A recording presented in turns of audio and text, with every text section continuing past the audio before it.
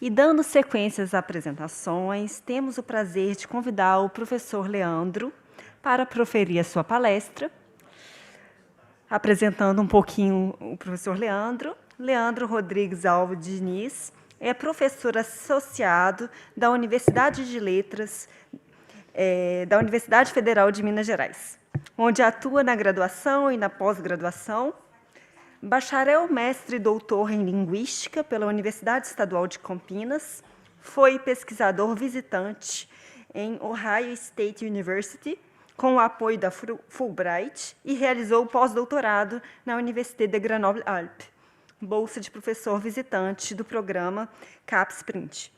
Membro da comissão científica do CELPE-BRAS, foi um dos coordenadores de português no programa Mais Médicos para o Brasil. É autor do livro Para Além das Fronteiras, a Política Linguística Brasileira de Promoção Internacional do Português. Coautor da coleção didática Mano a Mano, Português para Falantes de Espanhol. E da proposta curricular para o ensino de português nas unidades de rede de ensino do Itamaraty, em países de língua oficial espanhola, do Ministério das Relações Exteriores, da editora FNAC. É co-coordenador da coleção Vamos Juntos, curso de português como língua de acolhimento. É vice-líder do grupo de pesquisa da Indisciplinar, português como língua adicional em uma perspectiva indisciplinar, certificado pelo CNPq. Agradecemos ao professor Leandro. Vamos lá.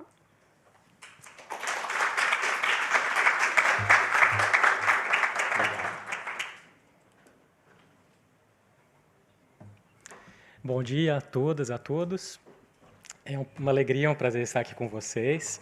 Eu gostaria de iniciar minha fala agradecendo a organização do evento por esse gentil convite. É uma honra estar aqui com vocês, com os meus colegas Paulo, Rosa e amigos também. A Rosa fazia alguns anos que eu não vi, o Paulo também, né, por conta da pandemia. E uma alegria reencontrar alguns de vocês, né, conhecer outros. E, como comentava com a Lilian agora há pouco, é muito bom, né, ver como as coisas vão evoluindo, né, sempre tem muita coisa para a gente avançar, né? Mas eu estudei um pouco o programa de leitorado durante a minha pesquisa de doutorado, que eu defendi em 2012, né? E é muito bom ver certos avanços, né? A partir de coisas que eu escutei ontem. Bom,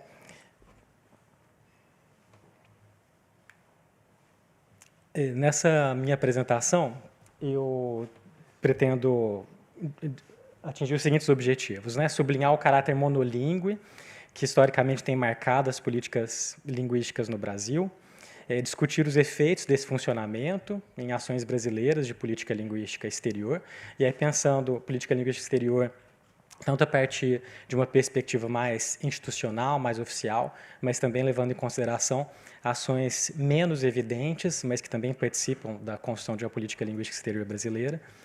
E, por fim, dar exemplos de práticas pedagógicas plurilíngues no ensino de português como língua adicional. Então, acho que nunca é demais a gente relembrar, né, que o Brasil é um país multilingüe, né, o multilinguismo no mundo é a regra e não a exceção, né, e o Brasil não foge dessa regra. Ao contrário, é um país muito marcado pelo multilinguismo. Então, são mais de 220 línguas faladas no Brasil, segundo o texto de Maia, 2013. 56 línguas faladas por descendentes de imigrantes, segundo Altenhofen. Esse número hoje, de 220, certamente ele é ainda maior, se a gente levar em consideração as línguas que têm chegado com os migrantes, em particular os migrantes de crise, né, para dar alguns poucos exemplos, o crioulo haitiano, o árabe, o aral, que tem uma presença que não tinham antes desses movimentos mais recentes de imigração. A gente tem cerca de 180 línguas indígenas, a língua brasileira de sinais, que não é a única língua de sinais no Brasil, né? Dialetos com forte influência de línguas africanas, né? Para além do que a professora Ieda comentou ontem, né? Da forte presença de línguas africanas no português, línguas de fronteira, né? O Brasil tem uma extensa faixa de fronteira, e diferentes variedades do português, marcadas por várias línguas. Apesar desse multilinguismo, a gente sabe que existe um processo de produção do monolinguismo, né? Então, um deles que foi citado ontem, inclusive, é o Diretório dos Índios, de 1757. Né? Não vou ler aqui, vocês conhecem o texto, mas se considerava aí a língua geral, né, como uma língua de invenção verdadeiramente abominável, diabólica, né? E o fato de que os jesuítas estivessem utilizando a língua geral no processo de catequização, né? E o processo de catequização me incomoda um pouco um discurso que é recorrente na área de que os jesuítas teriam sido os primeiros professores de português e língua estrangeira, né? Eu acho que isso é um equívoco histórico, né? Não se tratava de ensino. E aqui, nesse trecho, fica muito claro, né? E a partir disso foi proibido, né, o uso da língua geral em favor da língua do príncipe. Né? Então, esse é um marco nessa política linguística monolíngue e que foi tomando outras formas depois do fim da colonização. Aqui é um outro exemplo clássico, durante a ditadura Vargas, né, em que se proibiu o uso do alemão, italiano e japonês. Né? As crianças nas escolas, inclusive, eram proibidas, né, de falar essas línguas que eram vistas como as línguas dos inimigos. Né? Então, no contexto de Segunda Guerra Mundial. No Brasil, fala-se somente o português, né, que é uma afirmação interessante da gente pensar. Avançando um pouco, se a gente pensar na Constituição de 88, né, Constituição Cidadã, apesar de muitos avanços, inclusive no campo das políticas linguísticas, né, a Constituição de 88 reconhece as línguas indígenas e o direito dos indígenas de aprenderem as línguas de suas comunidades. Né, tem algo interessante que eu gostaria de destacar, que está aí no capítulo 3º, né, que versa sobre a nacionalidade. Então, no artigo 12º, 13º, em que se define quem é brasileiro, brasileiro nato, brasileiro naturalizado. Né? E, nesse mesmo capítulo, no artigo 13º, se diz que a língua portuguesa é o idioma oficial da República Federativa do Brasil. Né? Vejam que é nesse mesmo artigo que aparecem os símbolos da República Federativa do Brasil, bandeira, hino, armas, selo nacionais. Então, me parece bastante significativo, né, que, embora não apareça como requisito para a nacionalidade primária ou secundária, né, então quer dizer, não aparece que um brasileiro precisa falar português para ser considerado brasileiro, né, isso não aparece aqui, mas a língua portuguesa indiretamente acaba determinando esse objeto jurídico que é a nacionalidade brasileira. Né? Então, como efeito, se produz o sentido de que o português não é só a língua oficial do Brasil, mas também seria a língua dos cidadãos brasileiros, sejam eles natos ou naturalizados. Então, existe aí, só trouxe alguns marcos, né, mas existe um processo histórico de construção do monolinguismo e todos nós estamos sujeitos a esse funcionamento e a gente reproduz isso, né, como professores de português, isso aparece reproduzido, mesmo em projetos que têm uma preocupação com o plurilinguismo. Né? Então, aqui essa apresentação também é uma tentativa da gente pensar um pouco em como fazer face, né, a esse processo de construção do monolinguismo, que então também deixa seus vestígios na própria política linguística de promoção do português, seja no campo do português como língua materna, seja como língua adicional. No caso da política linguística exterior, vale lembrar que, como discute a Lia Varela, é uma política que nasce em ex-potências coloniais. Né? Então, os primeiros países que desenvolveram aparelhos institucionais específicos encarregados da promoção de uma língua foram países como Inglaterra, França, né, Alemanha, e somente depois, né, na segunda metade do século XX, a gente observa outros países se lançando no campo da política linguística exterior. É o caso do próprio Brasil, né, que é mais ou menos meados do século XX, em que o Brasil começa a ter as primeiras iniciativas de promoção do português, né, no exterior. Então, essa política é uma política que se preocupa com a língua nacional, né? Então, de todas as línguas praticadas no Brasil, a única língua que tem um espaço no campo da política linguística exterior brasileira é o português como língua oficial, como língua nacional e língua majoritária do país. E a gente sabe que a construção da língua nacional ela se dá num processo fortemente ligado à imposição do monolinguismo, né? Isso me faz lembrar um texto de Gade e Péchet, em que eles dizem que, para se tornarem cidadãos, os sujeitos devem, portanto, se liberar de seus particularismos históricos que os entravam, seus costumes locais, suas concepções ancestrais, seus preconceitos e sua língua materna, né? Como o Paulo fazia referência isso ao caso da França, por exemplo, que ele mencionou. Então, aqui é um convite um pouco para a gente pensar em algumas formulações que aparecem em alguns documentos. Eu também gostaria de trazer alguns episódios para a gente discutir um pouco essa tensão, que é uma tensão inerente entre o monolinguismo e o plurilinguismo. Então, o edital do Plano de Leitorado de 2022, né? Lá o item 5.2.1, em que se fala das obrigações e contrapartes dos leitores. Então, uma delas, ministrar disciplinas relacionadas ao ensino de língua e literatura brasileira, né? Aqui é uma formulação interessante que a gente pode interpretar, por um lado, como sendo evidência de um processo de valorização do português brasileiro, na contramão de um processo histórico que significa o português brasileiro como algo menor, né, algo desviante, algo errado, né, que o verdadeiro português, entre aspas, seria o português europeu, né, que é um funcionamento cujos efeitos a gente observa ainda hoje, né, inclusive no próprio ensino de português como primeira língua no Brasil. Mas, por outro lado, essa formulação não deixa de apagar a heterogeneidade linguística que constitui o Brasil, né, porque se fala aí da língua brasileira, né, o que apaga várias outras línguas que são brasileiras, né, incluindo uma língua que tem esse nome, que é a língua brasileira de sinais, né. Um outro ponto recorrente num certo discurso oficial, inclusive, da política linguística exterior brasileira, é essa formulação com a qual eu imagino que os leitores estejam familiarizados, que é o ensino da língua portuguesa falada no Brasil, né, que acho que ela já foi mais recorrente, né, em vários documentos, e sempre foi algo que me chamou muita atenção, né, porque o trabalho dos leitores, isso daqui está na portaria opa, aqui está errada a data, né, de 2006, o trabalho dos leitores não se centra apenas, né, na língua oral, né, mas também na língua escrita.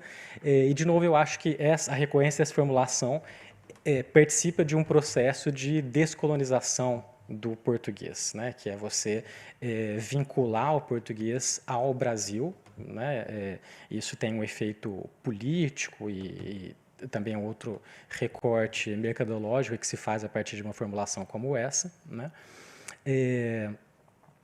Mas o que eu gostaria de trazer aqui nesse momento o trabalho do leitor brasileiro é ensinar a língua portuguesa falada no Brasil, em qualquer contexto, independentemente de qual seja aquela realidade local, né? Claro que o leitor, sendo brasileiro, a variedade que ele vai trazer na sua fala, por exemplo, vai ser o português brasileiro, né? Mas muitas vezes, né, em certos contextos isso ainda é mais evidente, se a gente pensar no caso dos países africanos de língua oficial portuguesa, né, mas não só nesse contexto, entendo que o papel do leitor é muito mais colocar o português brasileiro em relação com outras variedades do português faladas naquele espaço, né, e não ensinar os seus alunos a variedade brasileira no sentido mais estrito do termo, né, ao contrário, entendo que o papel seria muito, a partir do português brasileiro, você colocar em relação e contribuir para a valorização de outros portugueses falados por aquela comunidade, né. E aqui eu trago uma entrevista feita já há alguns anos com um agente de política linguística exterior brasileira. O tema, nesse momento, era justamente credenciamento, criação de novas iniciativas de promoção do português em outros países.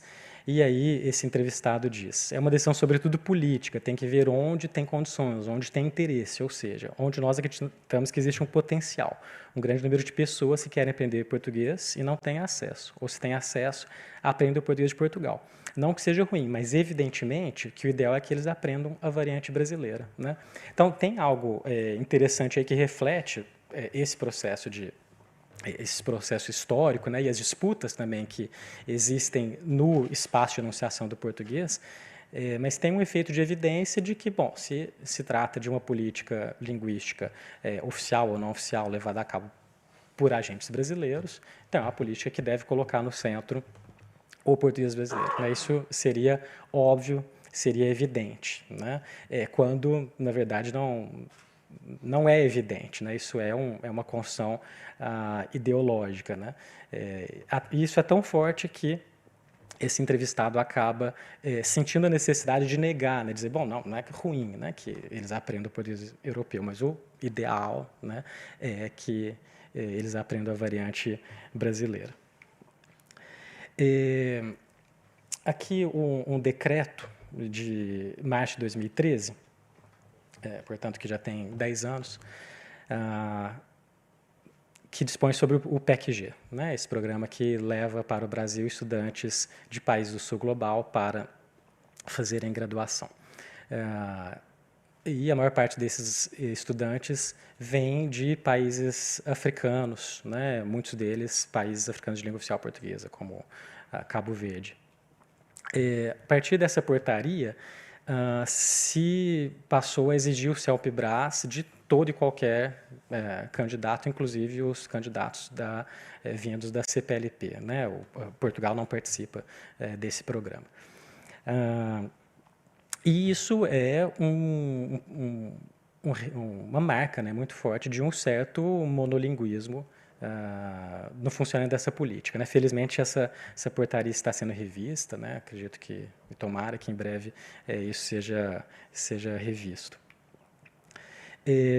A lei da migração de 2017, que é uma lei vanguardista, sem dúvida alguma, né? Reconhecida internacionalmente como um marco de uma política migratória e de acolhimento, apesar de alguns vetos que houve, mas sem dúvida é uma mudança de paradigma, porque os migrantes passaram a ser vistos não a partir de uma perspectiva segundo a qual seriam uma ameaça, né, ao Brasil, mas ao contrário, a lei de 2017 passa a considerar os migrantes como sujeitos de direitos, né?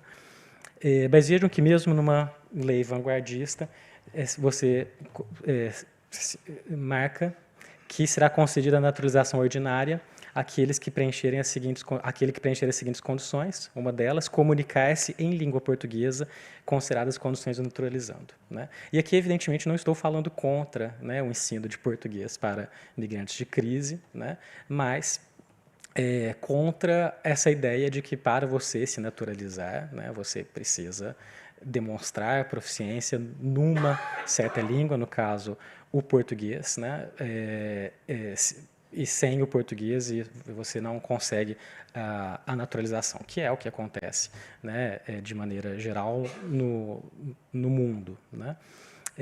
Então, o português aqui aparece como um dever, né, um dever linguístico, não exatamente como um direito dos migrantes de aprenderem português. Como lembra Terezinha Maia, as políticas linguísticas estão visceralmente atreladas às políticas de identidade, né? Então, uma política linguística ela sempre está, né, no campo das políticas de identidade. Ontem a professora Ieda Castro enfatizou, né, a resistência que ela própria enfrentou na academia para que seus pares, né, reconhecessem que o português brasileiro é fortemente marcado pela presença de línguas africanas, né? Então, isso é uma recusa, evidentemente, não às línguas africanas em si, né, mas às pessoas que falam ou falavam essas línguas, né?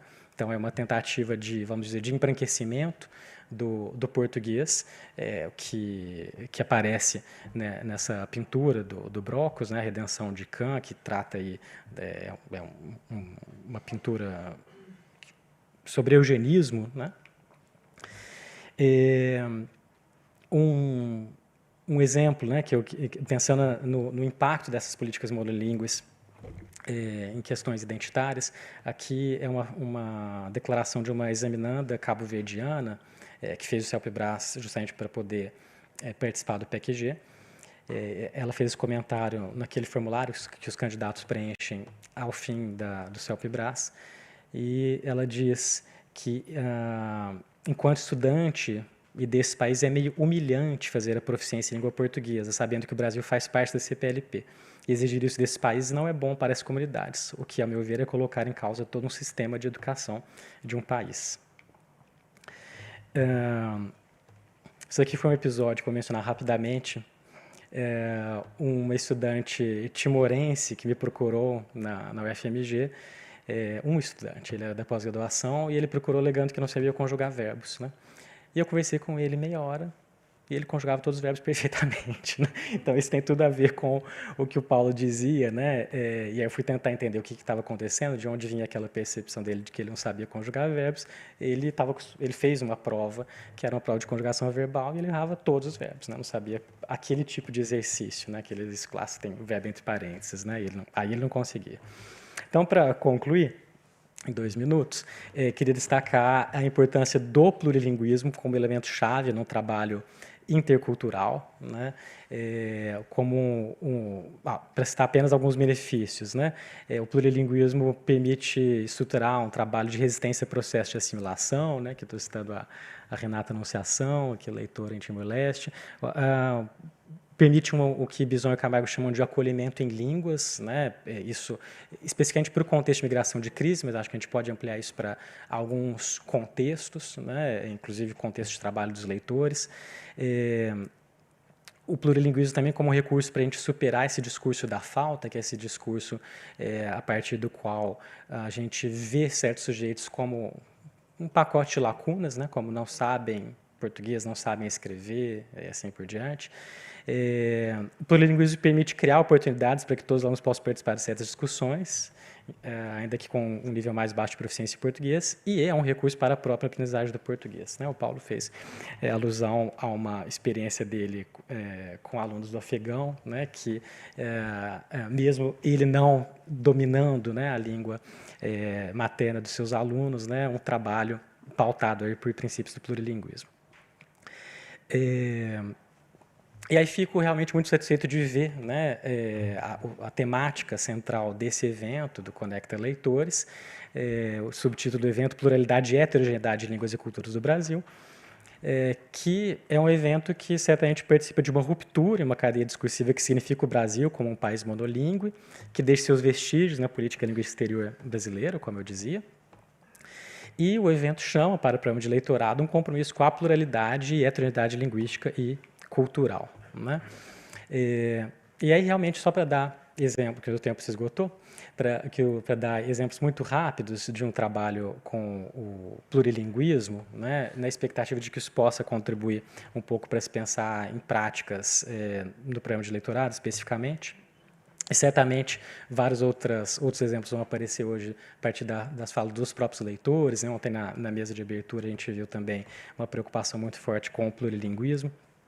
Então, aqui nessa coleção, que é uma coleção que eu organizo com colegas e que conta com a participação, inclusive, de alguns leitores que estão aqui, a gente tentou mobilizar algumas das línguas mais faladas por imigrantes de crise, né? Árabe, crioletiano, espanhol, francês, inglês, lingala, swahili, junto com o português.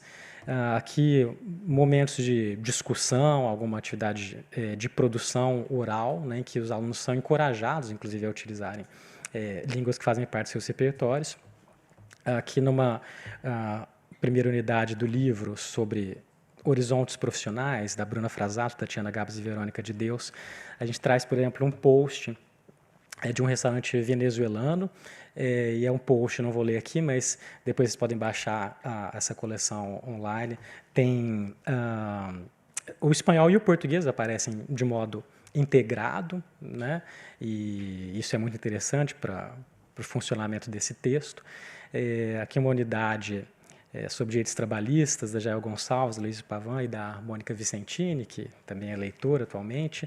Então, aqui é uma das atividades em que, sobre carteira de trabalho, e a gente traz informações sobre as carteiras de trabalho em diferentes línguas, para que o aluno escolha uma ou mais línguas que ele sabe e depois complete esse texto em português, né, utilizando o tradutor online, por exemplo.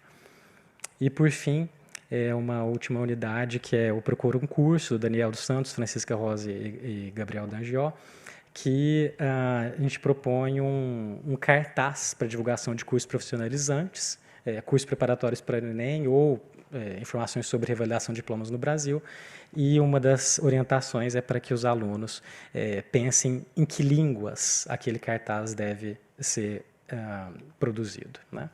Então, concluindo, a gente precisa pensar no fortalecimento de uma política de ensino de português e de literatura de língua portuguesa que supere o monolinguismo, característico do funcionamento do Estado Nacional Brasileiro, sem cair, isso é bastante importante, um discurso panfletário sobre a diversidade linguística, né?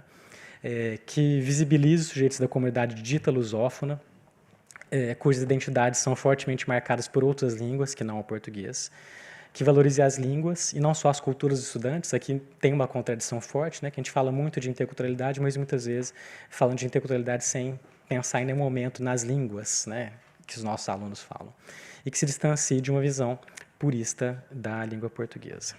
Então, é isso, muito obrigado.